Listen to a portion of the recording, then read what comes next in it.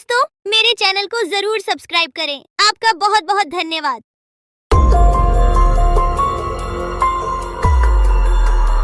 बहुत साल पहले की बात है।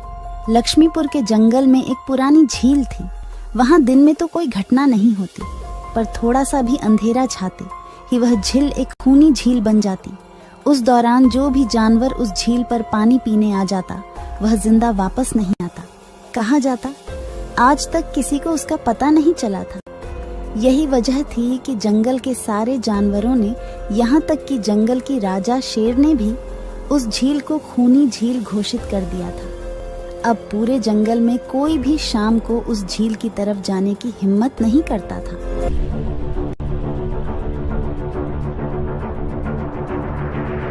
एक दिन उस जंगल में एक बंदर आ जाता है। उसकी और खरगोश की मुलाकात होती है। अरे बंदर भाई, कौन हो तुम? पहले तो तुम्हें इस जंगल में कभी नहीं देखा। खरगोश भाई, आज तक मैं शहर में इंसानों के बीच चिड़ियाघर में था। किसी तरह आजाद होकर आया हूँ। क्या इस जंगल में मेरे रहने के लिए कोई जगह है? हाँ बंदर भाई, ये हम जैसे जानवरों का घर है, इंसानों का चिड़ियाघर नहीं। आओ, मैं तुम्हें पूरी जंगल की सैर करवाता हूँ, सारी जगह के बारे में बताता हूँ। जो जगह पसंद आए वहीं टिक जाना। और खरगोश बंदर को पूरा जंगल घुमाता है। हाथी, जिराफ जैसे कई जानवरों के रहने की जगह ही नहीं, वहाँ के राजा शेर की भी गुफा दिखाता है, पर उस खूनी झील के बारे में ना बताता है और ना उसे वह दिखाने ले जाता है। बंदर वहीं बरगद के एक बड़े से पेड़ को अपने रहने के लिए पसंद कर लेता है। वहां रहते हुए अभी उसे 2 दिन ही गुजरते हैं कि तीसरे दिन शाम को घूमता हुआ वह उसी खूनी झील के पास पहुंच जाता है। अरे वाह, कितने सुंदर झील है। जी तो करता है ठंडे ठंडे पानी में कूद कर नहा लूं, लेकिन सर्दी होने का डर है। चलो, आज सिर्फ ठंडा ठंडा पानी से अपना प्यास ही बुझा लेते हैं।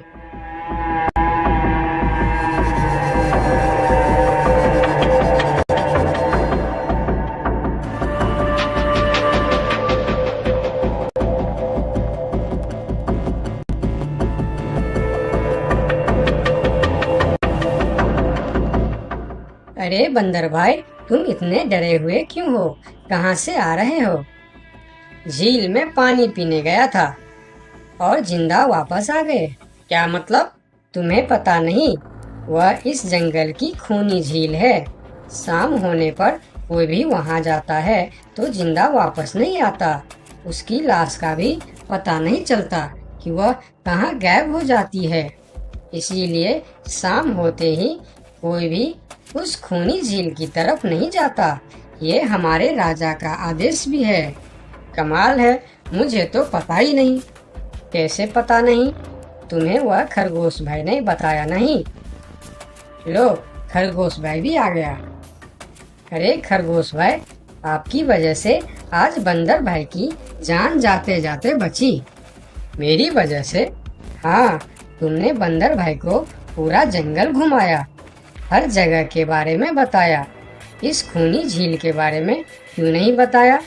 भूल गया भाई, मैंने तो सोचा ये तो पेड़ पर रहते हैं, इन्हें झील से क्या काम। अभी अभी इन्हें खूनी झील की खूनी ने पकड़ने की कोशिश की, ये तो बाल बाल बच गए, वरना खूनी झील की खूनी, क्या तुमने उसे देखा? क्यों, क्या तुम लोगों ने आज तक नहीं देखा? नहीं, हम में से कोई कभी भी शाम को उस तरफ जाते ही नहीं और दिन में कोई घटना नहीं होती। और यह बात वह जाकर शेर के दरबार में सभी को बताता है। उसकी बात सुनकर किसी को भी यकीन नहीं आता है। क्या बात कर रहे हो बंदर? मैं सच कह रहा हूँ महाराज, लेकिन हम लोगों तो कभी आज तक देखा ही नहीं, क्योंकि आप लोग उसे खूनी झील समझकर दिन में ही वहाँ जाते हो और शाम होते ही आप लोग डर के मारे वहाँ जाना बंद कर देते हो। पूरे दिन वह मगरमच्छ झील में छुपा रहता है, शाम होते ही चुपचाप निकलता है और झील के पास पानी पीने आए जानवरों को खा जाता है। और आप लोग समझते हैं कि यह झील ही खूनी है, जबकि खूनी यह झील नहीं, इसमें छिपा हुआ मगरमच्छ है। हमें तो यकीन नहीं हो रहा है। वही तो बंदर भाई, हमें अगर पहले पता होता कि आप इतने बड़े झूठे हो तो हम अपने जंगल में आपको रहने की कभी जगह नहीं देते। अरे यार, आप लोग मेरे बात पर यकीन क्यों नहीं करते? मैं आप लोगों का भलाई के लिए ही बोल रहा हूँ। अगर तुम्हारी बात सच्ची है तो क्या तुम उस मगरमच्छ को हमें दिखा सकते हो? क्यों नहीं महाराज, आज शाम होते ही आप लोग वहाँ जाकर पेड़ और पत्थरों के बीच छुप जाना। और फिर शाम को वह सभी उस खूनी झील के पास जाकर छिप जाते हैं। झील के किनारे जाकर बंदर 2-3 बड़े बड़े पत्थर उस झील के पानी में फेंकता है। पत्थर के गिरने की छपाक छपाक की आवाज सुनकर मगरमच्छ पानी के अंदर चलता हुआ शिकार करने वहां आता है। मगर वहां पेड़ के पीछे छिपे दिखाई देते हाथी को देखकर वह सावधान हो जाता है और सोचता है,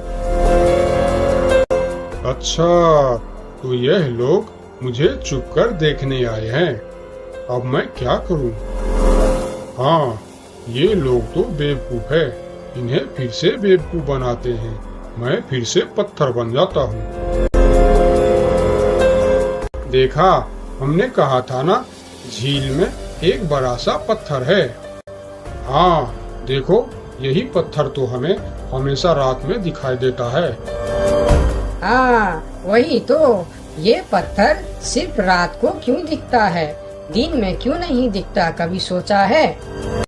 हाँ, रात को चंद्रमा की वजह से पानी में ज्वार आता है तो वह पत्थर ऊपर हो जाता है।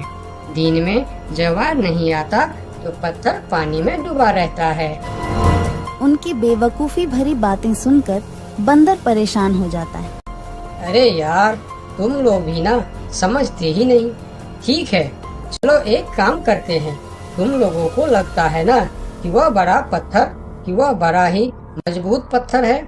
अगर यह खुद ही बता दे कि यह एक मजबूत पत्थर है तो मैं भी मान जाऊंगा और अभी गुलाटी मारते हुए झील में छलांग लगा दूंगा और तैरता हुआ इस तरफ से उस तरफ चला जाऊंगा। यह सुनकर मगरमच्छ के मुंह में पानी आ जाता है। लगता है आज बंदर का नरम नरम मांस खाने का मौका मिलेगा। वैसे भी ये सारे जानवर बेवकूफ है। आज तक मुझे पत्थर ही समझते आए हैं। मैं पत्थर हूँ, मैं मजबूत पत्थर हूँ। सुना आप लोगों ने? ये कैसे आप लोगों को बेवकूफ समझता है? अरे पत्थर भी कभी बोलते हैं क्या? अब सभी की समझ में बंदर की बात आ जाती है। रात भर सभी शेर राजा की गुफा में मीटिंग करते हैं। बंदर सही कह रहा था। यह मगरमच्छ जरूर कहीं दूसरे जगह से हमारे जंगल में आ गया है। लेकिन अब क्या करे? अगर धरती पर होता तो मैं उसे धूल चटा देता था, लेकिन पानी में हमारा शक्ति कम हो जाती है। तो क्या इससे हमें कभी छुटकारा नहीं मिलेगा महाराज? मेरे ख्याल से तो नहीं। मिलेगा महाराज। ये पानी में भी रहेगा, हमें देखेगा भी, मगर वह कुछ कर नहीं पाएगा। ये कैसे हो सकता है? हो सकता है हाथी भाई। बस आप लोग मुझे 2 बड़े बड़े रस्सी दे दो। रस्सी का क्या करोगे? मैं शहर के चिड़ियाखाना में था तो एक एक तरीका सीखा है जानवरों पर कब्जा करने की। हम इस पर कब्जा कर लेंगे। और बंदर को 2 बड़ी बड़ी रस्सी लाकर दी जाती है। फिर बंदर उन सभी के साथ रस्सी लेकर उस खूनी झील पर पहुंचता है।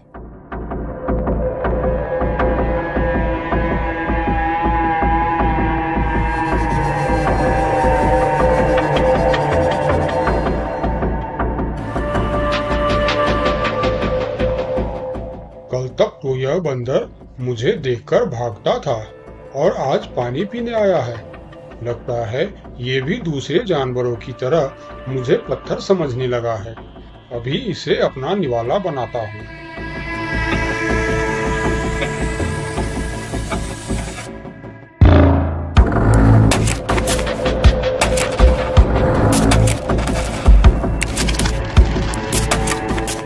अरे, ये तो भाग भी नहीं पा रहा है।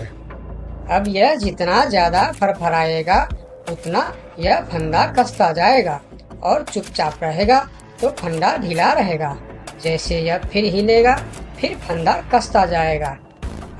अब ना यह इससे छूट सकता है और ना पानी में जा सकता है। अरे वाह, फिर तो यह हमारा कुछ भी नहीं बिगाड़ सकता। अब हम सारे जानवर इस झील में कभी भी पानी पी सकते हैं, कभी भी नहा सकते हैं। अब यह हमारा कुछ भी नहीं बिगाड़ पाएगा। अरे वाह बंदर भाई, मान गए। आपने तो हमारी समस्या ही खत्म कर दी, वरना रात भर हमें प्यास ही रहना पड़ता था कि हमें झील में पानी पीने गया और झील ने हमें खा लिया। तो आज हमें एक बात समझ में आई है कि किसी भी अफवाह के चक्कर में हमें अपनी जगह छोड़कर नहीं जाना चाहिए, बल्कि उस अफवाह का समाधान क्या है वह खोजना चाहिए, क्योंकि कोई भी जगह खूनी नहीं होती, उस जगह पर रहने वाला खूनी होता है।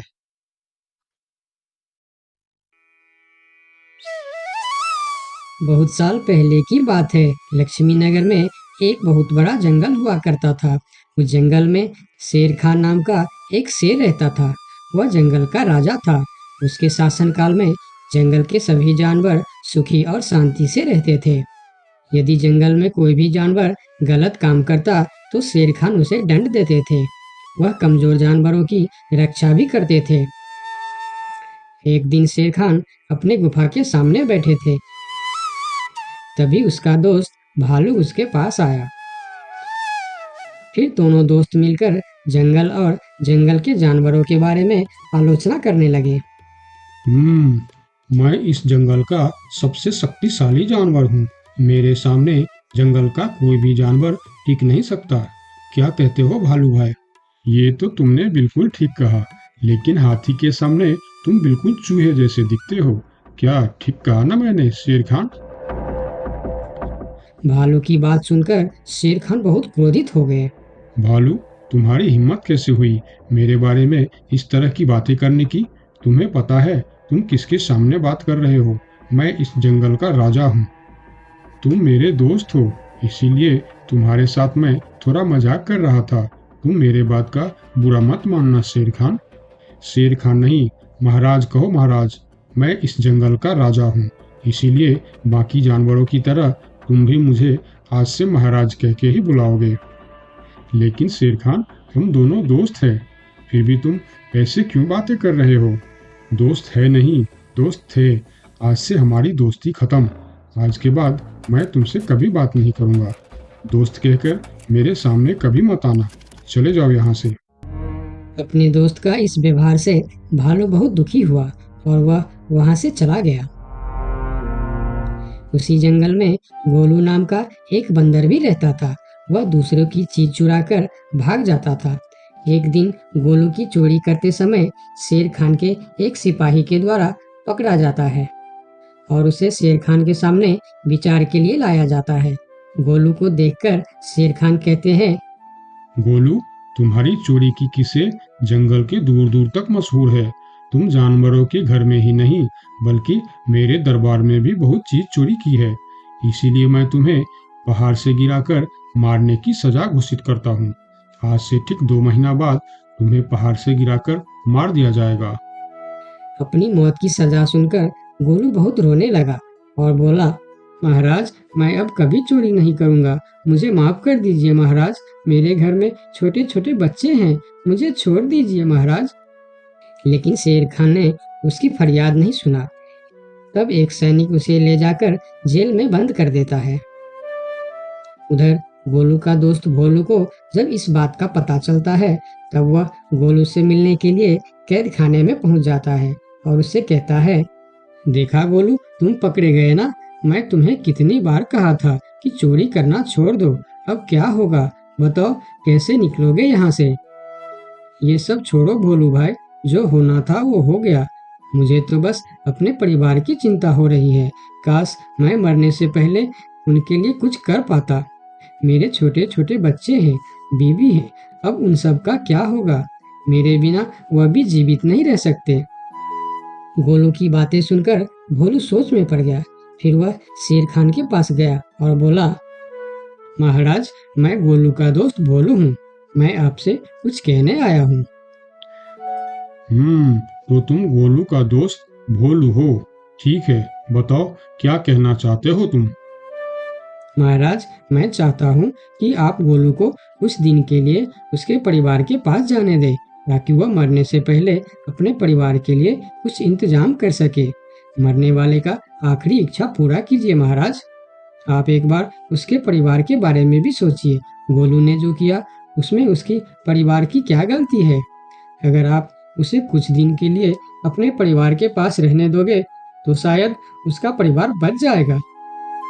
मैं इस बारे में तुम्हारी कोई मदद नहीं कर सकता। अगर अपने परिवार से मिलने के बहाने गोलू भाग गया तो मैं किसको सजा दूंगा? शेर खान की बात सुनकर भोलू थोड़ा सोच में पड़ गया। फिर बोला, तो ठीक है महाराज, आप गोलू को छोड़ दीजिए। जब तक गोलू वापस नहीं आ जाता मैं उसकी जगह कैद खाने में रहूंगा। और अगर वह कभी वापस नहीं आया तो क्या तुम उसके हिस्से की मौत की सजा भी लोगे? थोड़ा सोचकर बताओ। हाँ महाराज, मैं इसके लिए भी तैयार हूँ। भोलू की बात मानकर शेर खान ने गोलू को कैद से निकालकर भोलू को कैद खाने में डलवा दिया। तब बाहर निकलकर गोलू ने भोलू को बोला, दोस्त, तुम चिंता मत करना, मैं समय से पहले ही वापस आ जाऊंगा। ऐसा कहकर गोलू वहां से चला गया और भोलू गोलू की जगह कैद खाने में रहने लगा। इस तरह बहुत दिन बीत गया, लेकिन गोलू वापस नहीं आया। तब एक दिन शेर खान भोलू के पास आया। देखा बंदर, मैंने कहा था ना गोलू वापस नहीं आएगा। अगर कल सुबह तक गोलू वापस नहीं आया तो शर्त के अनुसार कल शाम के समय तुम्हें पहाड़ से गिरा दिया जाएगा।